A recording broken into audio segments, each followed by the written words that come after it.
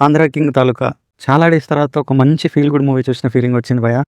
ఒక మంచి fresh script అన్నీ హీరో, హీరోయిన్ పేర్ అయినా చాలా బాగుంది.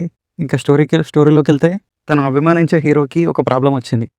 ఆ ప్రాబ్లమ్ మన హీరో ఎలా సాల్వ్ చేశాడు, దానికి ఆయన ఎలా హెల్ప్ అయ్యాడు, అండ్ అభిమానించే హీరో ఈ ఫ్యాన్‌కి ఎలా హెల్ప్ చేశాడు, అసలు ఈ విషయం ఆయనకెలా తెలిసింది.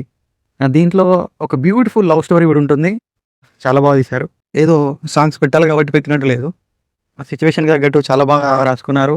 అండ్ సాంగ్స్ కూడా చాలా బాగున్నాయి. బ్యాక్‌గ్రౌండ్ స్కోర్ వచ్చేసి చాలా బాగుంది.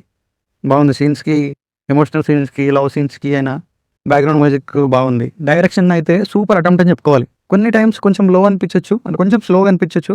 కానీ ఓవరాల్‌గా ఒక హానెస్ట్ అటెంప్ట్, 100% ఒక హానెస్ట్ అటెంప్ట్, ఫ్రెష్ ఎగ్జిక్యూషన్ చేశారు. చాలా బాగుంది. ఇక విజువల్స్ అయితే చాలా బాగుంది. సినిమాటోగ్రఫీ బాగుంది. Some scenes, village frame scenes అయినా, థియేటర్ దగ్గర ఫ్రేమ్స్ అయినా చాలా బాగున్నాయి. మూవీకి హైలైట్స్ వచ్చేసి రామ్ గారి పర్ఫార్మెన్స్ అయినా, భాగ్యశ్రీ పర్ఫార్మెన్స్ అయినా చాలా బాగుంది. ఫేవరెట్ హీరో కోసం నార్మల్‌గా ఇప్పుడు ఏదో మన టైటిల్‌లో పెట్టినట్టు 'ఆంధ్ర కింగ్ తాలూకా' అని చెప్పేసి ఒక ఫ్యాన్ బాయ్ కానీ మనకందరికీ తెలుసు.